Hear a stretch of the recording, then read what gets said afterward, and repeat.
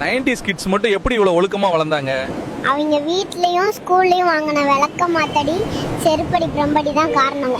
எவ்வளோ அடி வாங்கினாலும் மிதி வாங்கினாலும் டூகே கிட்ஸ் மாதிரி எந்த ஒரு தப்பான முடிவுக்கும் போகாமல் தைரியமாக அவங்க இருந்தாங்க. ஒரு பொண்ணு அவங்களுக்கு பிடிச்சா அந்த பொண்ணுக்கிட்ட காதலை சொல்லாமல் மனசுக்குள்ளேயே வச்சுக்கிட்டு வாழ்ந்த தியாகிகள் தாங்க அவங்க.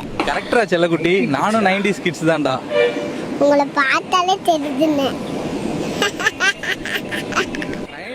90 கிட்ஸ்னாலே தனி பெருமை தான்.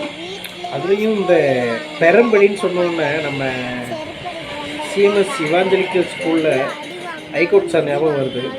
அதேமாரி சாத்தான்குளம் டிடிஎஸ் ஸ்கூலில் பாய்டிச்சர் ஞாபகம் தான் வருது. பெரம்பை எடுத்து என்ன அடி, அந்த பெரம்படிக்கு பயந்துக்கிட்டே அந்த ஒரு சப்ஜெக்ட் மட்டும் படிச்சுட்டு போனால் போகும்டா, மற்ற 4 சப்ஜெக்ட் என்னடியும் போகுது அப்படின்னு விட்டுருவோம். அது ஒரு காலம். ஆனால் பொற்காலம்னு சொன்னாலும் 90 கிட்ஸ்க்கு கல்யாணம் மட்டும் ஏன்டா நடக்கவே மாட்டேங்குதுங்கிற கேள்வி மட்டும்தான் ரொம்ப சேட்.